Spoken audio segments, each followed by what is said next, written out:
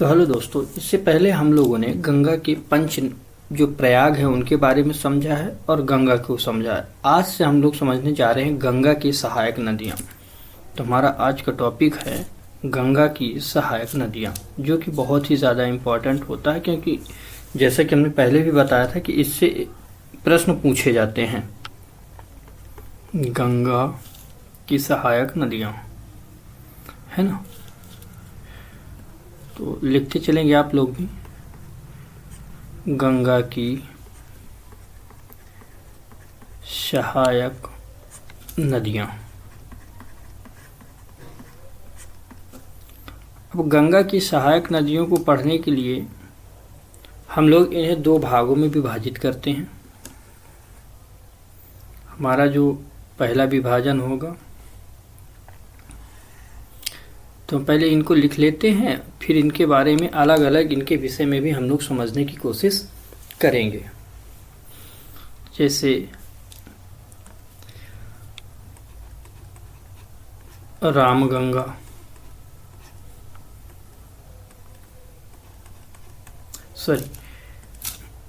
दो भागों में विभाजित करते हैं। तो इनको हम लोग कैसे दो भागों में विभाजन करते हैं? पहला कि इसके दाएं की ओर और बाएं की ओर, ठीक है। अब दायां बायां आपको कैसे समझ आएगा कि जैसे मानो कि ये गंगा रिवर है, ठीक। आप समझने की कोशिश करें कि जैसे मैं कह रहा हूं कि ये गंगा रिवर है। अब गंगा का प्रवाह क्षेत्र ऐसा है, ठीक। तो इसका मतलब जब प्रवाह क्षेत्र इस तरह है तो इसका राइट इधर होगा और ये लेफ्ट होगा, मतलब दायां और बायां। तो अब क्या होता है कि अब प्रश्न पूछे जा रहे हैं दाएं बाएं की तरफ से कि दाएं साइड कौन सी रिवर आके मिलती है, बाएं साइड कौन सी रिवर आके मिलती है। जैसे इधर की मिलेंगी जो रिवर वो सब दाएं तरफ की होंगी, जो इधर से मिलेंगी वो सब बाएं तरफ की होंगी, ठीक। ये बात आपको याद रखनी है। तो उन्हीं को हम लोग समझने की कोशिश करते हैं कि कौन किधर रिवर है, फिर इसके बारे में उनको अलग अलग करके समझने की कोशिश करेंगे। तो चलिए हम लोग लिखते हैं, हमारा होगा लेफ्ट और राइट, ठीक। ऐसे कर लेते, इधर लेफ्ट उधर राइट, राइट और लेफ्ट। ये क्या कहा? दायां और बायां, ठीक है ना। अब इनको पहले हम एक एक इनके रिवर लिख लेते हैं कि राइट साइड कौन सी हैं और लेफ्ट साइड कौन सी हैं। यमुना,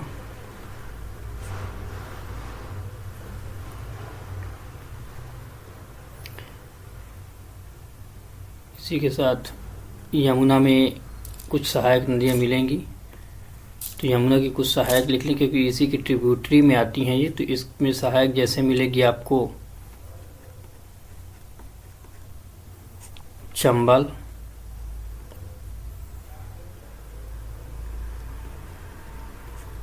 बेतवा, केन। इम्पोर्टेंट रिवर हम लोग समझने की कोशिश करेंगे, है ना। फिर लिखें टोंस नदी, और इसी को तमसा भी बोला जाता है। ये मध्य प्रदेश की रिवर है। जब इसको मध्य प्रदेश में पढ़ते हैं तब स्पेसिफिक तौर से इसे पढ़ा जाता है ना। फिर नेक्स्ट है सोन नदी, इससे पहले कर्मनाशा नदी भी आके मिलती है। फिर है पुनपुन नदी, फाल्गु नदी भी मिलेगी आपको। और याद रखें कि प्रश्न जो पूछा गया था एक बार कि कौन सी इसका ट्रिब्यूटरी है, तो उसको कैसे पूछा गया था कि एक तो हुगली नदी जो है, हुगली नदी इसकी वितरिका है, यानी कि गंगा से निकलती हुई नदी है ये हुगली। इसे आप याद रखेंगे, इसे हम वितरिका बोलते हैं। ठीक, इससे निकलती है। लेकिन इसी की एक सहायक नदी है दामोदर। ठीक, दामोदर नदी। तो ये याद रखना, इसको मैं यहाँ इसलिए बता रहा हूँ कि ये प्रश्न एक बार पूछा गया था और उसमें फिर कोड करके रखा गया था किसे, दामोदर नदी को। तो ये यहाँ भी आप याद रखेंगे, बकाया जब हम लोग दामोदर पढ़ेंगे प्रायद्वीपीय नदियों में तब वो आपको वहाँ बताया जाएगा। ठीक, फिर इधर देखें, इधर कौन कौन सी नदियाँ आके बाएं तरफ मिलेंगी। रामगंगा, गोमती,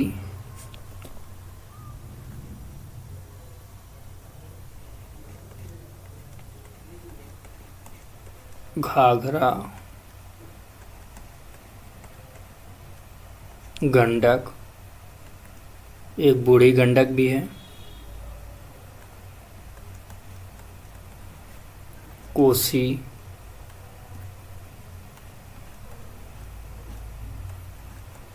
महानंदा, और फाइनली एक रिवर आके इसमें और मिलती है,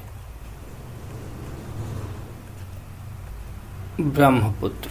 तो है ना, कौन सी, ब्रह्मपुत्र। ठीक, और एक नदी और आके मिलती है जिसे हम लोग मेघना कहते हैं।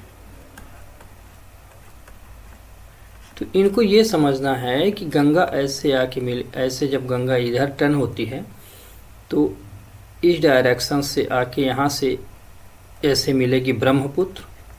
इसे आप यहाँ याद रखेंगे, है ना, ब्रह्मपुत्र ये आके मिलती है और इधर से आके यहाँ मेघना मिलती है।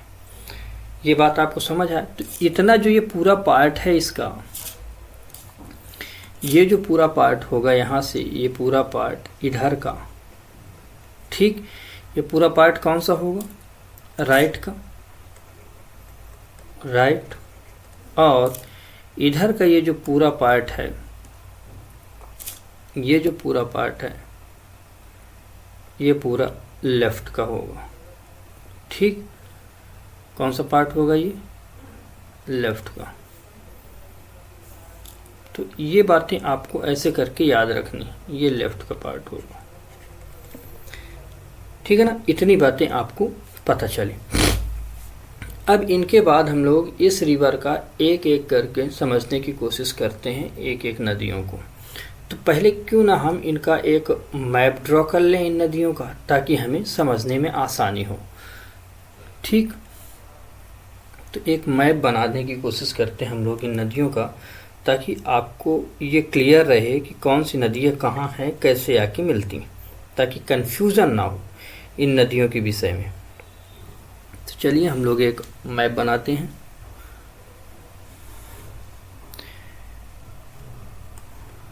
आप लोग भी ऐसे ही बनाते चलेंगे।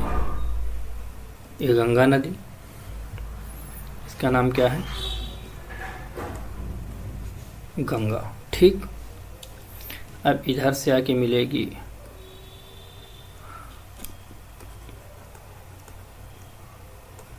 रामगंगा। आप लोग भी बनाते चलेंगे। ठीक, फिर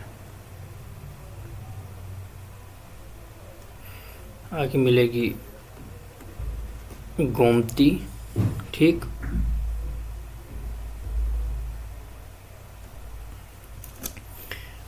गोमती के बाद घाघरा, फिर आगे चलें हम गंडक, और आगे बढ़ें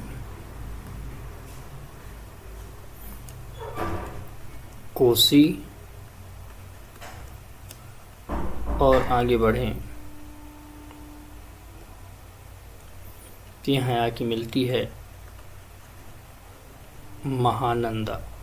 तो याद रखना कि महानंदा जो है तो गंगा की सबसे लास्ट की रिवर मिलती है किस साइड की, लेफ्ट साइड की। ये आपको पता होनी चाहिए, है ना। अब इस तरफ की नदियों को अगर हम ड्रॉ करें,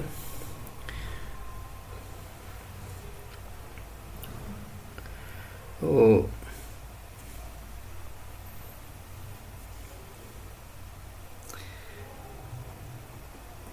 ये हमारी यमुना, ठीक,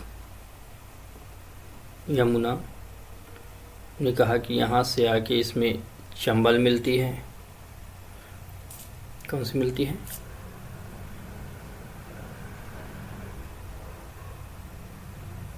चंबल, ठीक। फिर आके मिलती है बेतवा, और फिर नेक्स्ट मिलती है केन, ठीक। ये इंपॉर्टेंट रिवर है। एक नदी यहीं से चलती है, यहाँ से, जिसको हमने लिखा है, वो भी प्रयागराज के पास ही मिलती है, ठीक। इसका नाम है टोंस,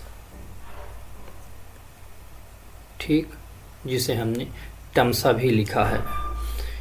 ये आप ऐसे ही जिस तरह हम ड्रॉ कर रहे हैं वैसे ही आपको ड्रॉ करते हुए चलना। यहाँ से एक नदी निकलती है और आगे की तरफ बढ़ती है, और इस नदी का नाम है सोन नदी, ठीक।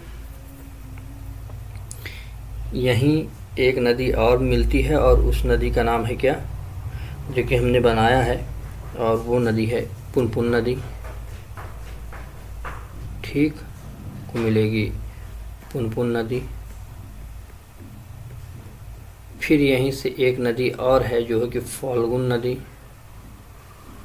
ठीक। और यहाँ से एक नदी निकलती है जिसे हुगली बोलते हैं, क्या, हुगली। और इसमें एक नदी आके मिलती है जिसे दामोदर कहते हैं, दामोदर, है ना। और यहाँ से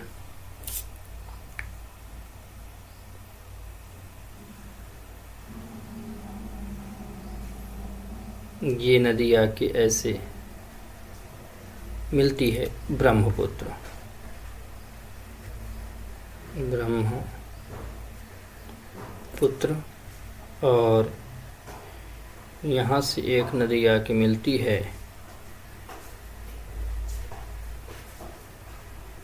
मेघना, जिसे इंडिया में बोला जाता है बराक नदी। और ऐसे करके फिर ये नदी अपना यहाँ डेल्टा बनाती है, ठीक। क्या बनाती है, डेल्टा। तो इतनी बातें आपको ये पता चली कि नदी आखिर कैसे चलती है एक एक करके। ये पूरा जो है तो हमारी गंगा का ड्रेनेज पैटर्न हुआ। इसे क्या बोलते हैं, गंगा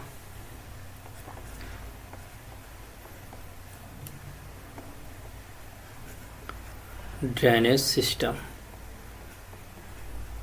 ठीक। और भी छोटी छोटी नदियां हैं जिन नदियों को हम लोगों ने यहाँ रिकॉर्ड नहीं किया है। तो इतनी बातें तो आपको पता चली, ये आपको कंप्लीट होना चाहिए इस तरह हूबहू मैं। तो नेक्स्ट क्लास से हम लोग इनको थोड़ा थोड़ा समझने की कोशिश करें कि जैसे रामगंगा है वो कहाँ से उद्गमित होती है ना, गोमती कहाँ उद्गमित होती है, किस स्थान पे आके मिल जाती है। तो इनको जहाँ हमने अभी लेफ़्ट राइट बताया है वहीं थोड़ा आपको वहाँ समझाने की कोशिश करेंगे। तो आज की क्लास को यहीं तक रखते हैं, नेक्स्ट क्लास में फिर मिलते हैं। तो तब तक के लिए धन्यवाद। लेकिन आप लोग चैनल को सब्सक्राइब करें, अपने दोस्तों को शेयर करें, लाइक करें और कमेंट करें। तो फिर जल्द मिलते हैं नेक्स्ट क्लास में। तो तब तक के लिए धन्यवाद। आप लोग पढ़ते रहें, बढ़ते रहें। जय हिंद, टेक केयर।